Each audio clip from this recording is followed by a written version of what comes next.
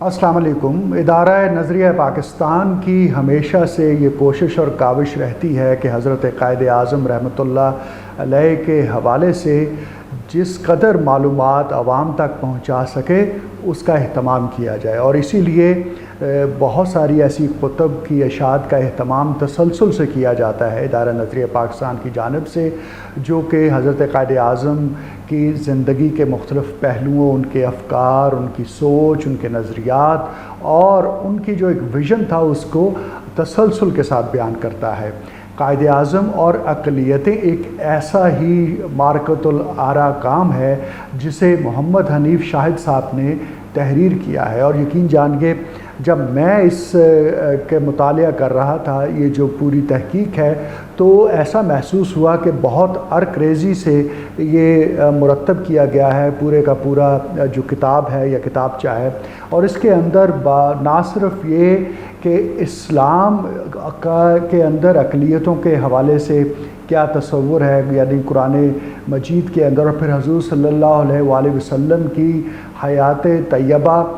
کے مختلف جو پہلو ہیں اس میں کس طرح سے اقلیتوں کا خیال رکھا جاتا تھا۔ آپ نے جب اسلام کی تبلیغ کی اور حجۃ الوداع کے موقع کے اوپر جو آپ کا خطبہ ہے، اور پھر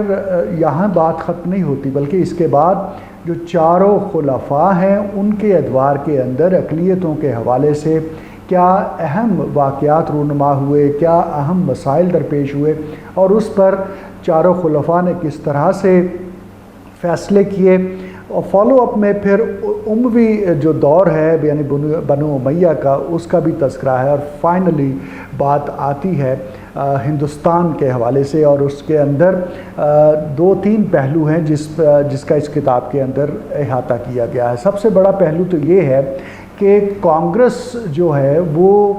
اس معاملے کو ایک اپرچونٹی کے طور پر لے رہی تھی کہ چونکہ انگریز یہاں سے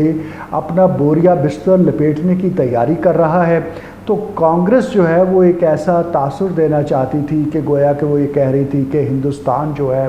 وہ تمام ہندوستان کے رہنے والے لوگوں کا ہے، اور اس میں سب کے لیے وہ تمام حقوق ہوں گے۔ تو قائد اعظم نے جہاں ایک طرف اپنی پوری تحریک کے دوران اور اپنے پوری جو ان کا مشن تھا اس میں یہ کوشش کی اور اس بات کو اجاگر کیا کہ کس طرح سے کانگریس جو ہے وہ ایک پروپیگنڈا اور افواہ کے طور پر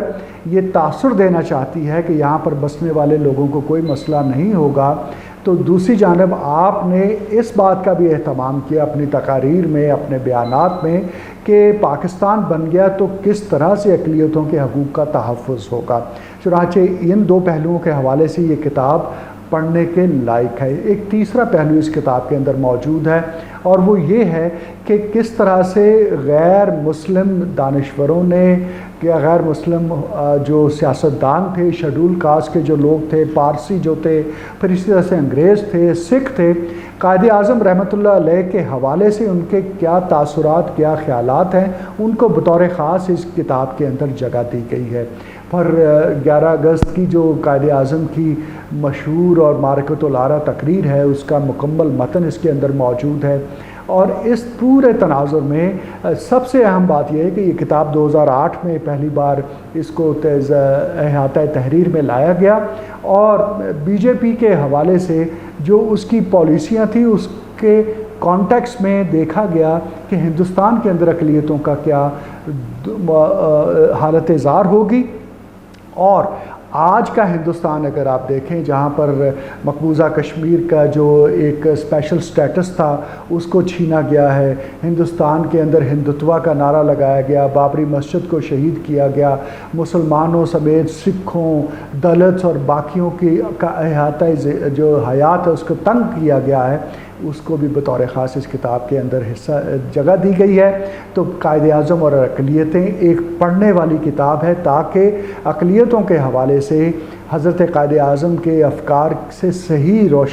جو آشنائی ہو سکے، اور اس کی آشنائی ہونے کے نتیجے میں ہم جان سکیں کہ واقعی قائد اعظم ایک بہت بڑے مدبر، ایک ویژن رکھنے والے شخص تھے جو دیکھ رہے تھے کہ آئندہ آنے والی دہائیوں میں اور صدیوں میں ہندوستان کے اندر کیا صورتحال ہوگی اگر پاکستان نہ بنا۔ تو اس کتاب کو ضرور پڑھیے۔ شکریہ۔